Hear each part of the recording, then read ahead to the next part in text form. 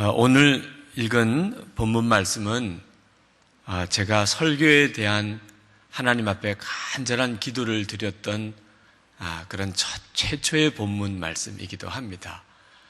사도행전 강해를 하면서 하나님, 저도 사도 베드로처럼 그렇게 설교하면 그날 하루에 3,000명이 회개하고 돌아오는 이런 역사를 하나님 제게도 주시옵소서. 꿈도 야무지죠? 하여튼 그런 설교를 하게 해 주옵소서. 설교자라면 아마 다 누구나 오늘 본문을 읽을 때 그런 마음을 가지게 되실 겁니다. 저는 베드로가 설교하고 하루에 3,000명이 회개하고 돌아오는 그 역사를 보면서 그럴 수도 있는 거구나.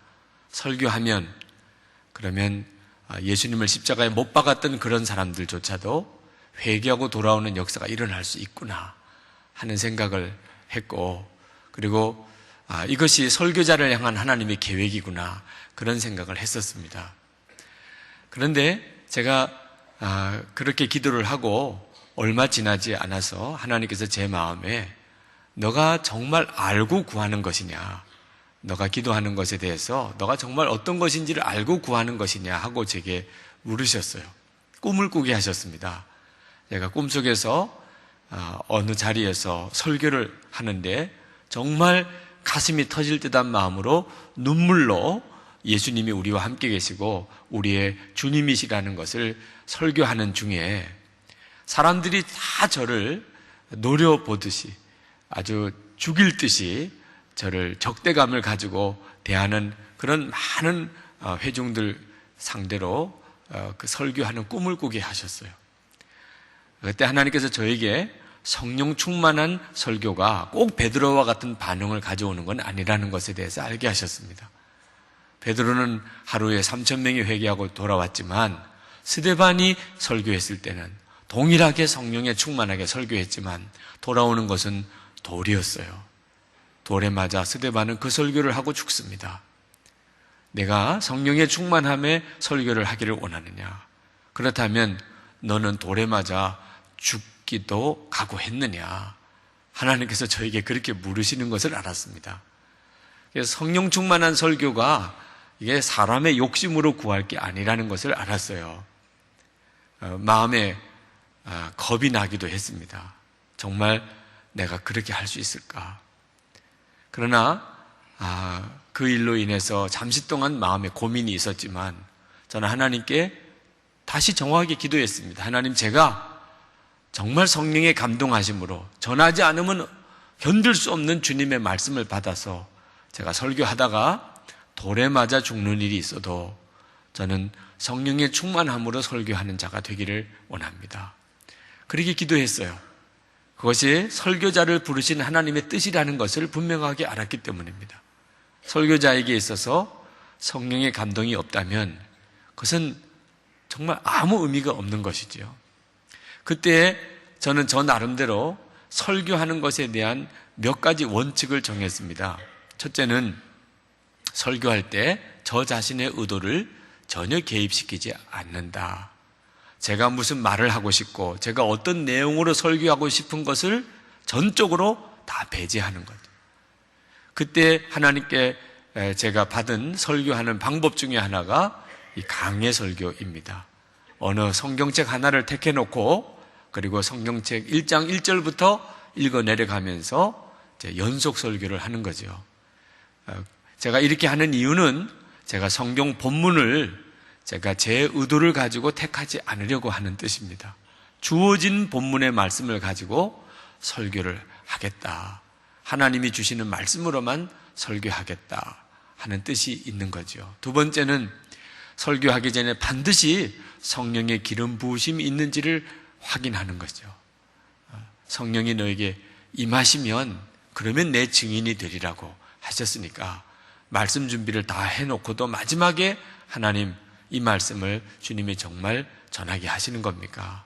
성령의 기름 부음을 확인하고 그리고 전한다. 세 번째는 그 다음에 결과는 하나님께 맡긴다. 3,000명이 회개하고 돌아오든지 아니면 돌이 날라와서 내가 죽든지 간에 내가 첫 번째, 두 번째 원칙을 잘 지켰다면 결과는 하나님께 완전히 맡긴다. 결과에 상관하지 않는다. 그것이 하나님께서 제 마음에 깨닫게 하신 설교하는 원칙이었습니다. 성도 여러분, 여러분들도 설교를 들을 때 나름대로 올바른 원칙을 가지는 것이 중요합니다. 목사님, 좀 성령 충만해서 베드로처럼 그렇게 좀 마음을 찔러주는 설교를 목사님 좀 한번 해주세요.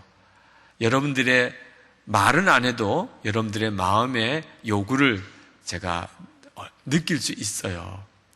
그러나 여러분도 여러분의 마음을 준비할 것이 있습니다.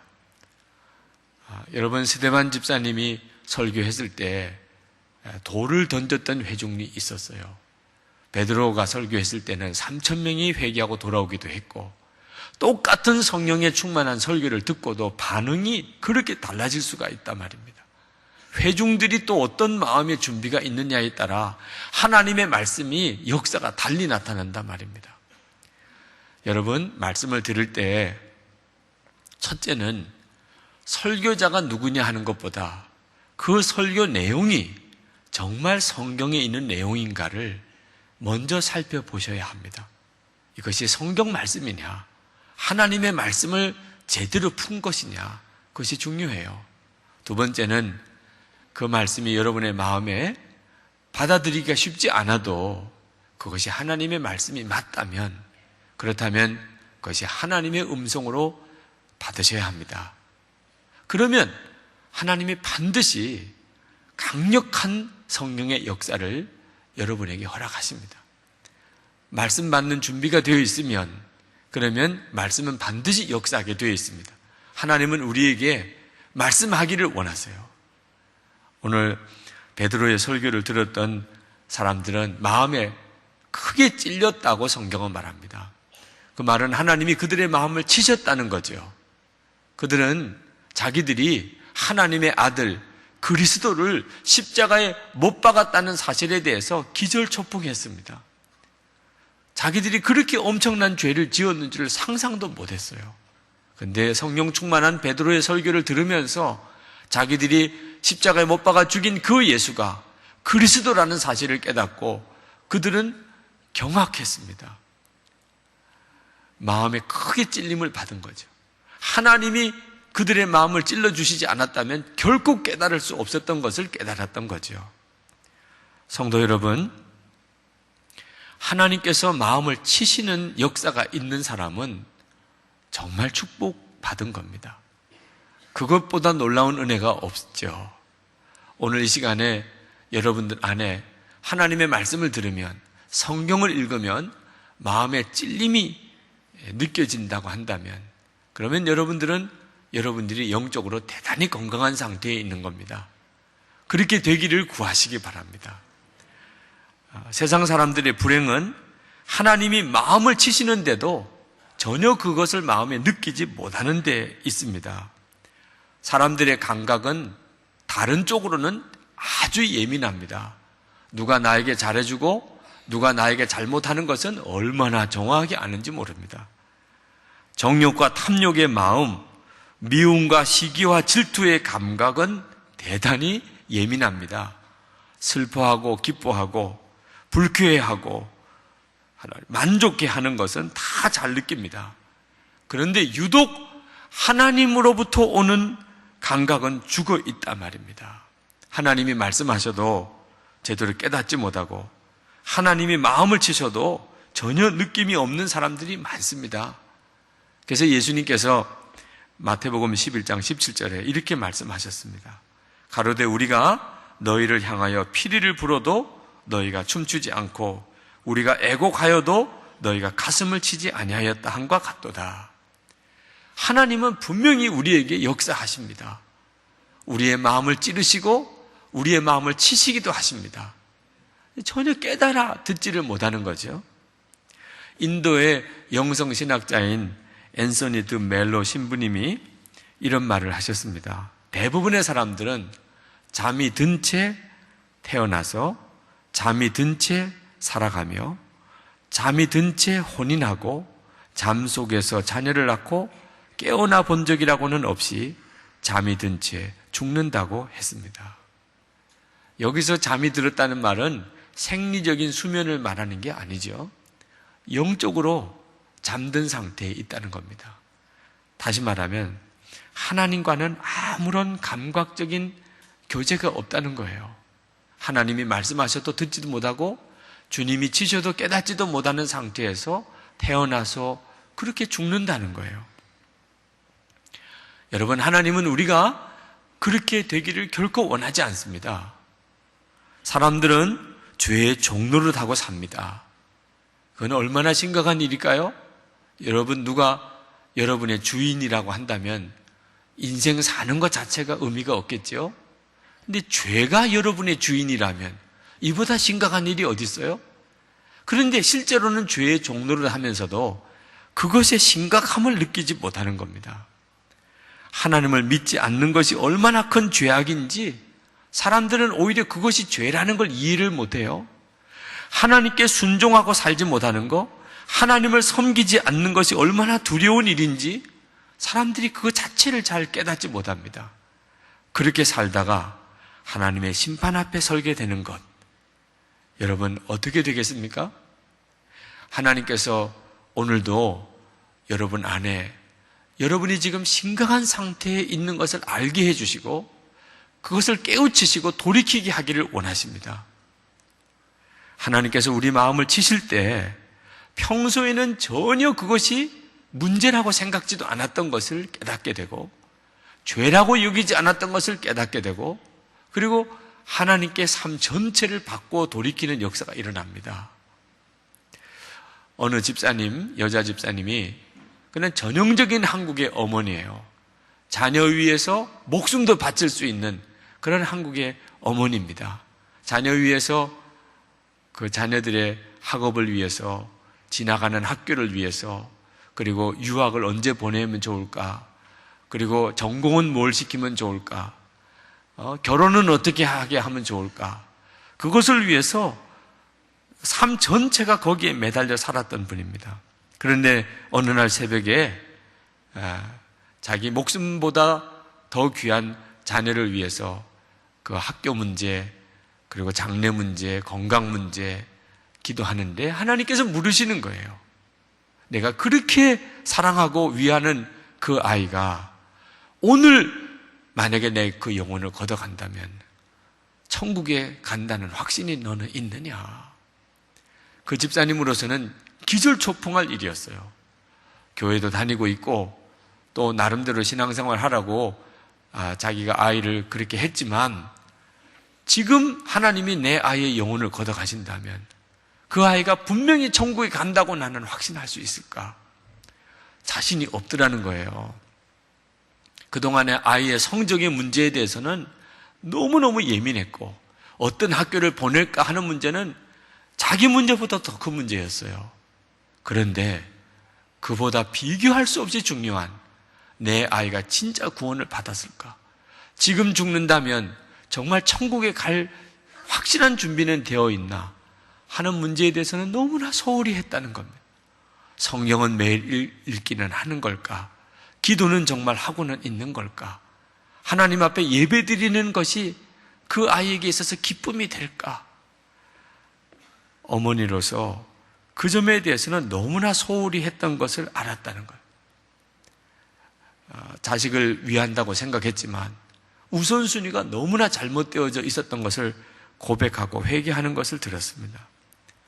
여러분, 하나님께서 이 시간에 여러분의 마음을 쳐서 깨닫게 하시지 않는다면 여러분은 열심히 살지만 그렇지만 그것이 정말 중요한 것을 위해서 사는 것인지 보장할 수가 없어요. 가족의 구원 얼마나 중요합니까? 우리가 가족을 사랑합니다. 부모님을 사랑하고 자녀들을 사랑하고 한 몸 된 아내요 남편입니다. 그러나 정말 그가 구원 받았을까? 하나님이 오늘 부르셔도 천국에 갈 수 있는 걸까? 그 점에 대해서는 여러분 얼마나 심각하고 진지합니까? 죽고 난 다음에 영원한 천국과 지옥으로 헤어진다면 여러분 이거보다 기가 막힌 일이 어디 있겠습니까? 그러나 안타깝게도 그 점에 대해서 심각하지 못하고 넘어가는 분들이 많아요. 오늘 하나님께서 여러분들의 마음을 다루시기를 원합니다. 하나님이 깨닫게 하지 않으시면, 그러면 우리는 정말 영적으로 잠이 든 상태에서, 혼미한 상태에서 한 인생을 살게 되는 겁니다. 우리 교회가 본당 건축을 앞두고 있을 때, 그때 의사 전도왕, 그런 별명이 붙었죠. 이병옥 장로님 모시고 간증 집회를 한 적이 있었습니다. 저는 우리 교회 건축과 관련해서 그 장로님이 무슨 말씀을 해 주실 것은 전혀 기대하지 않았어요. 그 장로님이 의사면서도 그렇게 전도를 열심히 하시고 선교에 앞장서 활동하시는 것이 너무 귀해서 우리 교우들에게 큰 은혜가 될 줄로 믿고 모신 거지요. 그런데 그 장로님께서 강단에 서서 말씀을 쭉 시작하시다가 갑자기 여러분 용서하고 하나 되십시오 라고 그렇게 말씀하시는데 울먹이시는 거예요. 그 말씀을 들으면서 갑자기 좀 당황했습니다. 그러면서 모두 일어나서 그동안에 좀 관계가 어려웠던 사람, 마음에 상처를 주었던 이들이 있다면 찾아가서 이 시간에 화해하라, 그렇게 말씀하시는데 세상에 그보다 더 어색한 시간이 없더라고요. 실제로 그런 일이 있어도, 그런 사람이 있어도 찾아가기가 영 어색한 상황이었어요. 교우들도 이걸 어떻게 해야 될지 몰라서 좀 당황하는 시간이었습니다. 그 장로님은 그런 우리들의 분위기에도 불구하고 계속해서 눈물을 글썽이면서 여러분 용서하고 하나 되어야 합니다 라는 말씀을 하셨어요. 아마 강단에 서서 말씀을 전하려고 하실 때 그때 무언가 장로님의 마음에 하나 되지 못한 어떤 것을 느끼셨던 모양입니다. 우리 교회가 지난날에 말할 수 없는 상처가 있었습니다. 어려운 풍파가 있었어요. 그 과정에 교우들 사이도 마음이 서로 어긋나고 서로 상처 주고 힘들었던 일들이 있었습니다. 그런데 다 겉으로는 이제 다 하나가 되었어요. 저는 그것도 기적이라고 생각했습니다. 그렇게 되어진 분위기도 이건 기적이라고 여겼어요. 근데 그 장로님의 그날 간증을 통해서 하나님께서 제 마음을 치셨습니다. 그날은 무슨 대회개의 역사가 일어나고 놀라운 화합의 역사가 일어난 건 아니었어요. 그냥 그렇게 그날 간증 집회는 끝났습니다. 그러나 하나님께서 저에게 예배당 건물을 짓는 것보다 훨씬 중요한 문제가 있다는 것을 깨닫게 하셨어요. 정말 진심으로 마음이 하나가 되는 역사가 일어나지 않는다면, 겉으로 하나 된 게 아니고 마음의 중심에서부터 하나 되는 역사가 일어나지 않는다면, 속으로는 저 사람하고는 같이 일할 수 없어요, 저 사람은 안 돼요, 저 사람은 싫어요, 이런 마음이 성도들 안에 있다면 예배당 크게 지어서 뭐하냐 말이에요. 예배당 아름답게 지어서 뭐하냐. 하나님께서는 그 일로 인해서 아무것도 하실 수 없다는 것을 깨닫게 하셨어요. 그래서 그때부터 저는 예배당 본당 공사를 마무리하는 일을 시작하면서 한편으로는 우리가 내적인 성전을 지어야 하는 것에 대해서 강조하기 시작했습니다. 그것이 하나님이 우리에게 정말 원하는 것이라는 걸 알았기 때문에. 여러분, 우리가 평소에는 먹고 사는 일에 다급하게 살다 보면 그러면 정말 중요한 게 뭔지를 모르고 살 때가 있습니다. 이 예배당 건축하는 과정도 예배당 건물을 짓는 것에 너무 큰 어려움이 있다 보니까 그보다 훨씬 더 중요한 문제를 하나님이 다루신다는 것을 모르고 있었어요. 베드로 사도의 설교를 들었던 청중들은 베드로의 설교에 대해서 뜨겁게 반응했습니다. 그러면 우리가 어찌할꼬? 여러분, 하나님께서 우리의 마음을 치실 때, 오늘도 여러분의 마음을 하나님이 찔러 오실 때 여러분이 무감각하게 넘기면 안 됩니다. 그러면 더 이상의 성령의 역사를 경험할 수가 없어요. 여러분들 오늘 베드로의 설교를 들었던 회중들처럼 그러면 우리가 어찌할꼬? 라는 마음을 가져야 합니다. 그러면 반드시 하나님이 우리를 이끄세요. 베드로는 그들에게 회개하라고 말했습니다. 회개하라. 너희들이 큰 죄를 지었다는 것을 깨달았다면, 그렇다면 회개하라. 1907년 한국교회 부흥이 일어날 때 그때 당시의 기록을 보면 얼마나 회개가 간절히 일어났는지를 알 수가 있습니다. 사람에 이어 사람이 일어서서는 죄를 자복하고 넘어져서는 죄책감으로 땅을 쳤다. 사람들이 죄를 자복하고 온 청중이 통성기도를 하는데 청중은 울음바다가 되었다. 이렇게 기도회는 새벽 2시까지 자백과 울음과 기도로 계속되었다. 하나님의 성령이 놀라우게 부으시던 그때 성도들이 모여서 기도회 하던 광경을 그렇게 기록해 놓았어요. 하나님께서 마음에 찔림을 주시고 우리 마음을 치셔도 그게 회개로 꼭 이어진다는 보장은 없습니다. 우리가 정말 하나님의 치시는 것에 대해서 반응해야 되겠다고 하는 분명한 준비가 되어져 있어야 그렇게 될 수 있는 거예요. 마음에는 찔림이 왔는데 하나님은 분명히 치셨는데 그러나 반응은 정반대로 나갈 수도 있는 겁니다. 그런 말을 하는 자에게 돌을 던질 수도 있는 거예요. 하나님께서 마음을 치실 때 회개하면 삽니다. 놀라운 일이 벌어지게 됩니다. 상상하지 않았던 부흥이 일어납니다. 예수님을 처음 만났던 베드로가 예수님을 만나고 마음의 찔림을 받고 그리고는 무릎을 꿇고 엎드려서 주여 나를 떠나소서 나는 죄인으로소이다 하고 고백했을 때 예수님께서는 떠나지 않으시고 오히려 그 베드로를 위대한 사도로 주님의 제자로 부르셨지 않습니까? 하나님께서 우리 마음을 찔러 오실 때 제대로 반응하면 우리의 인생이 바뀌게 됩니다.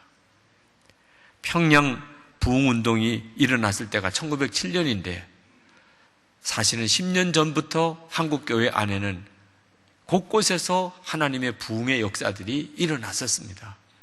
1896년 황해도 소래라고 하는 곳에 교회가 이미 있었는데 이 소래교회는 선교사님이 와서 복음을 전해서 세워진 교회가 아닙니다. 만주에 갔던 사람들이 거기서 복음을 듣고 예수 믿고 그리고는 고향 소래로 돌아와서 그들이 교회를 거기 세웠어요. 그때 당시에 벌써 300명이 넘는 교인들이 있었습니다. 캐나다 선교사님이었던 말콤 펜윅이라고 하는 선교사님이 1989년부터 그곳에 들어가서 소래교회 교인들을 영적으로 돌봤습니다. 그런데 1896년 어느 주일에 그 소래를 방문해서 집회를 인도하는데 사람들은 300명 가까이 모였는데 영적으로 너무너무 답답한 겁니다. 집회가 끝난 저녁에 그 교회의 평신도 지도자 한 사람을 불러다가 선교사님이 물었어요. 하나님께서 우리가 모여서 하나님께 예배할 때 역사해 주시질 않습니다. 이런 일은 그 성도들 안에 불화가 있는 경우에 나타나는 전형적인 현상입니다. 혹시 교인들 사이에 불화한 사람이 있습니까? 펜윅 선교사님이 그에게 물었을 때 그가 선교사님 앞에 무릎을 꿇고 엎드려서 울기 시작하더라는 겁니다. 그러면서 자기가 교회 또 한 지도자와 심각한 불화 상태에 있는 것을 고백을 했어요. 선교사님이 이것은 해결받아야 됩니다. 지도자들 사이에 불화가 있으면 하나님은 역사하지 않습니다. 그러면서 오늘 당신이 그 사람을 찾아가서 당신이 잘못했다고 회개하고 용서를 구할 수 있겠습니까? 그렇게 하겠다고 그랬어요. 선교사님과 같이 그 사람을 찾아갔습니다. 선교사님은 옆에서 기도하시고 그리고는 그가 진심으로 회개했어요. 내가 미워한 거 용서해 주십시오. 모든 것이 다 제 잘못입니다. 근데 그 사람도 하나님께서 놀랍게 역사하셨어요. 눈물로 같이 회개하고 그리고는 화해했습니다. 주일 아침에 교회 지도자인 두 사람이 회중들 앞에 나서서 공개적으로 회개했어요. 우리가 서로 다투고 싸웠던 일들로 인하여 회개했습니다.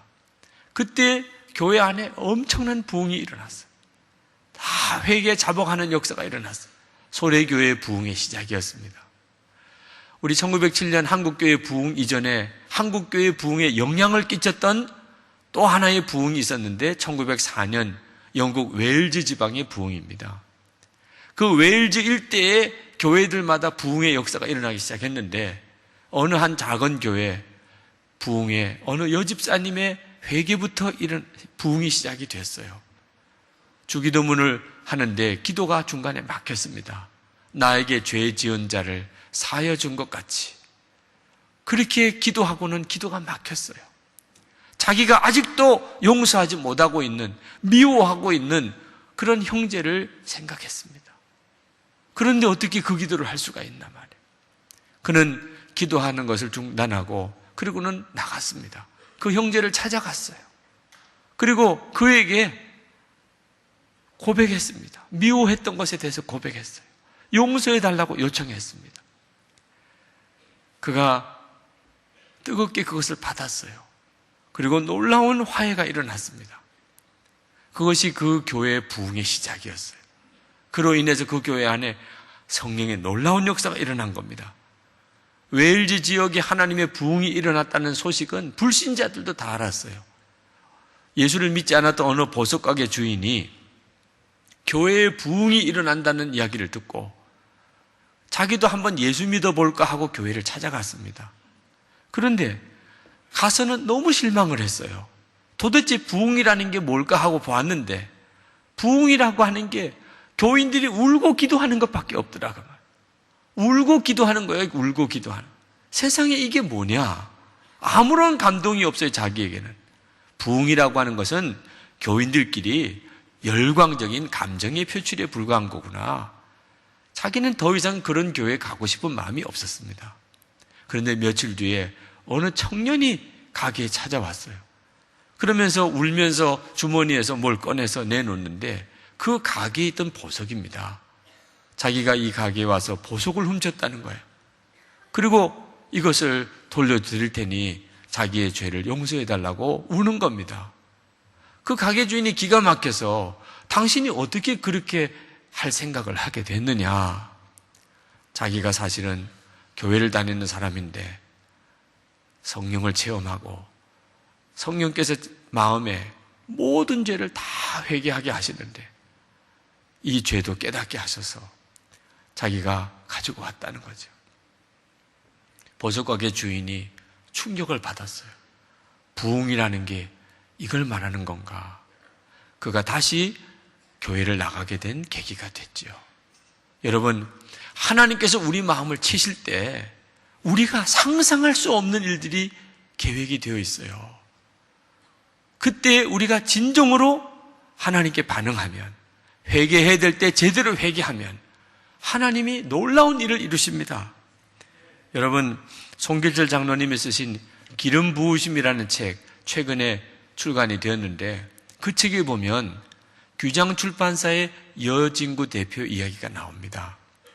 2006년부터 규장출판사 안에 성령의 놀라운 역사가 일어났어요.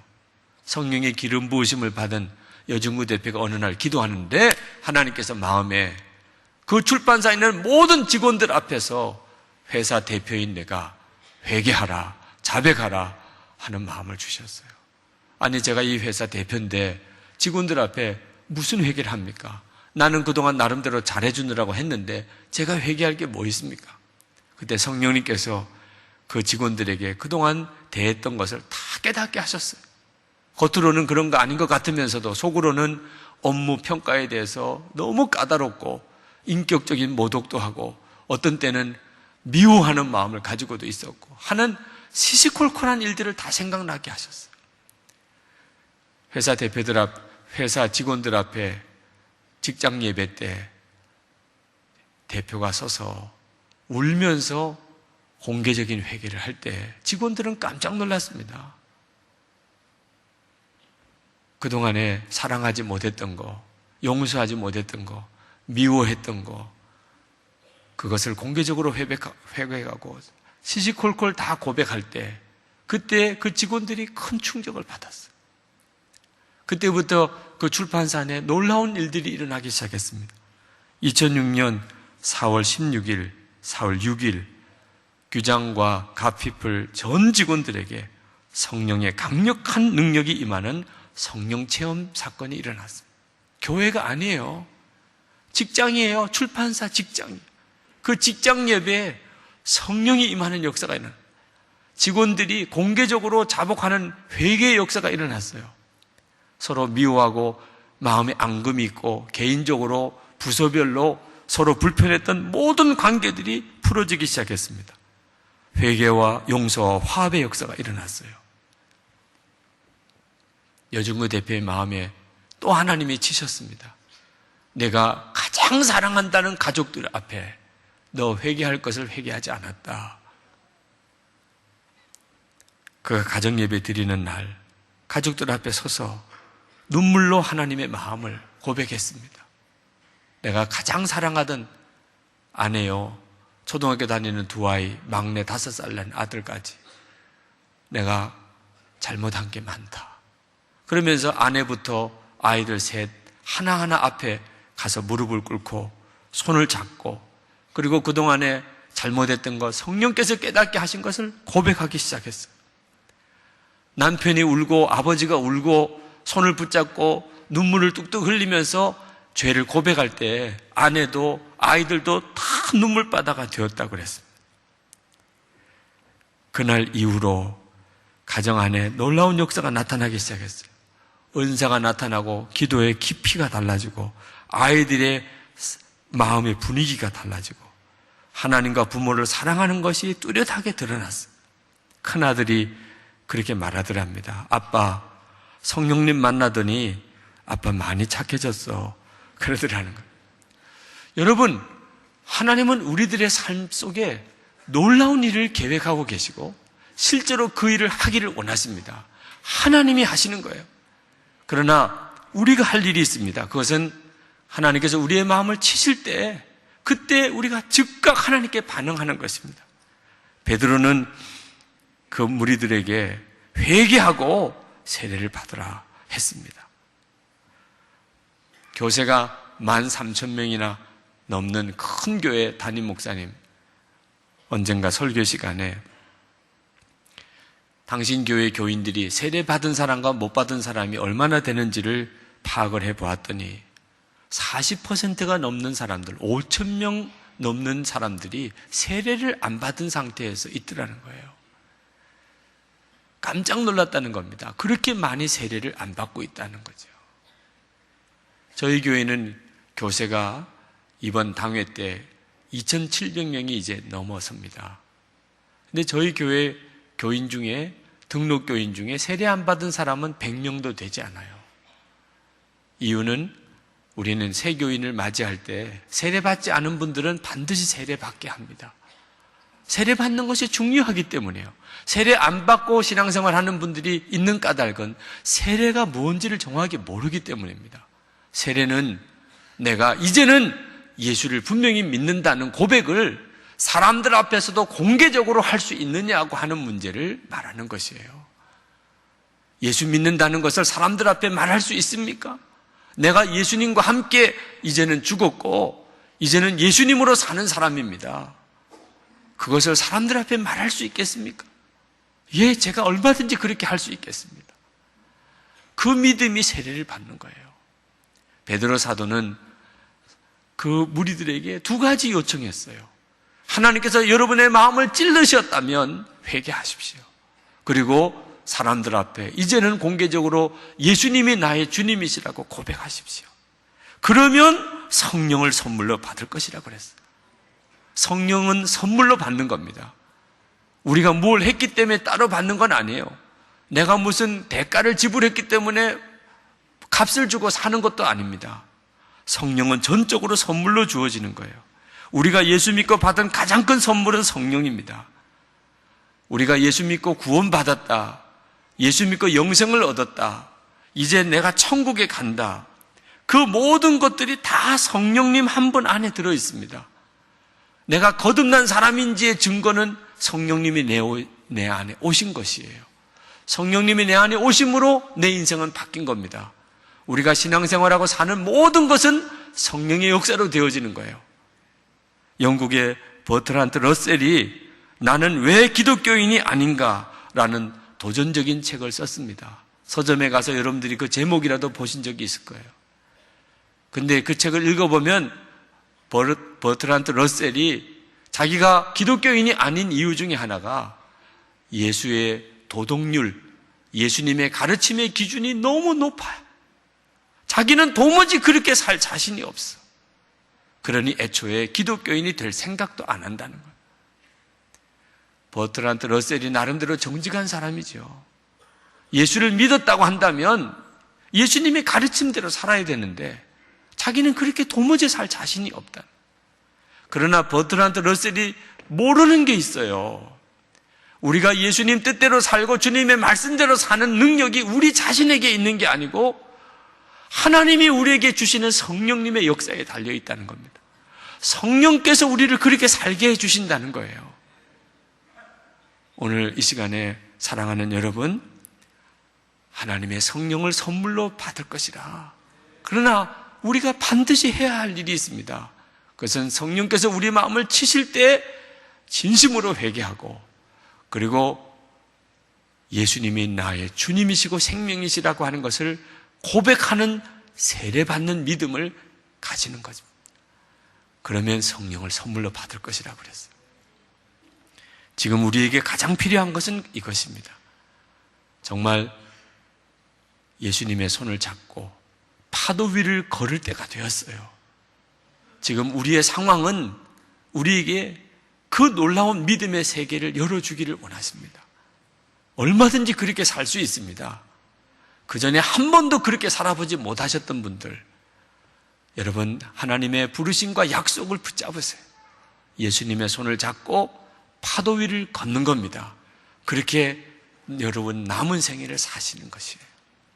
이제 우리 기도하겠습니다. 오늘 하나님께서 여러분들의 마음을 치실 때 찌르신 것이 있다면 여러분 그것에 대해서 즉각 반응하십시오. 하나님, 제가 어떻게 하기를 원하십니까? 회개하고 그리고 예수님을 정말 주님이라고 고백하고 사람들 앞에 선포하고 사는 것입니다. 하나님께서 반드시 여러분들을 도와주실 것입니다. 통성으로 기도하십시다. 은혜와 사랑이 충만하신 아버지 하나님, 하나님의 놀라우신 은혜, 하나님의 긍휼의 역사하심을 감사합니다. 오늘도 사랑하는 성도들 위해 우리 주님 함께 하소서. 능력과 권능으로 주님 역사해 주옵소서. 아버지 하나님, 하나님의 일하심을 믿습니다. 기름 부어주시는 주님, 오늘도 사모하는 마음을 받아 주옵소서. 사랑이 많으신 아버지 축복합니다. 오늘도 갈급한 성도들 위해 함께해 주시기 원합니다. 하나님, 놀라운 기름 부음으로 역사해 주시기 원합니다. 하나님, 성령을 선물로 주시겠다고 하셨으니 우리가 주님 갈망합니다. 세상을 이기는 성도가 되게 해 주옵소서. 하나님은 우리를 간섭하실 수 있습니다. 우리의 인생을 마음대로 주장하실 수 있습니다. 말씀을 주시옵소서. 우리의 마음을 치실 때 우리가 깨닫기를 원합니다. 아버지 하나님, 이 시간에 역사해 주옵소서. 오늘도 하나님 은혜를 사모하며 하나님 새 삶을 갈망하는 성도들을 주님이 외면하지 않으시는 걸 믿습니다. 도우소서. 주님 기름 부어주소서. 하나님 역사해 주소서. 아버지 하나님 감사합니다. 축복합니다. 주님 은혜를 더하시고 함께해 주옵소서.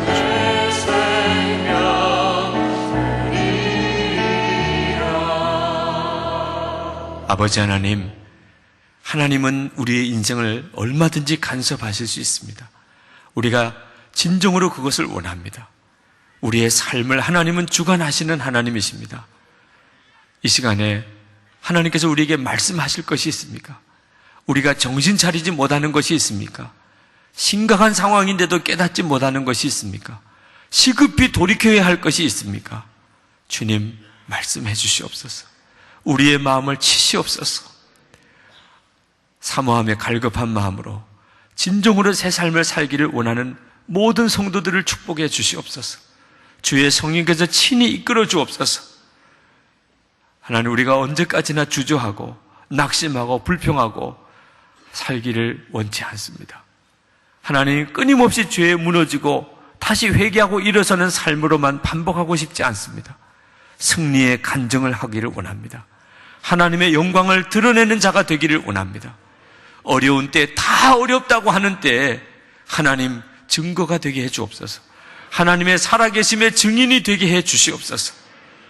오늘도 주님 앞에 나와 예배하는 성도들을 주님이 붙드시옵소서. 우리의 찬송과 감사를 받으신 하나님, 이 시간에 우리의 마음을 담아 드리는 예물을 또한 주님께 봉헌해 드립니다. 하나님 앞에 전심으로 감사하며 예물 드리는 성도들 위해 주의 손을 얹어 주옵소서. 기름 부어 주옵소서. 축복의 종으로 살게 해 주옵소서. 하나님의 기적을 날마다 경험하고 살게 해 주옵소서. 육신의 질병을 고치시고 가정에 하나님의 회복을 더하시고 하나님 기업에 복을 주시는 하나님을 만나게 해 주옵소서. 그 하나님을 증거하며 살게 해 주옵소서. 드려진 헌금이 하나님 기뻐하는 뜻대로 사용되기 원합니다. 복음이 증거되고 하나님 사랑이 전해지고 열방의 주의 종들에게, 선교사님들에게 하나님 귀하게 사용되게 해 주시옵소서. 나라와 민족을 주께 부탁합니다. 아버지 하나님, 정말 이 나라 민족을 주께 부탁합니다. 이 민족의 통일 하나님 이루어 주시기 원합니다. 꿈과 같은 하나님의 역사 감당하며 주의 다시 오실 날을 위하여 쓰임받는 민족 되게 해 주옵소서. 예수 그리스도 이름으로 간절히 기도합나이다. 아멘.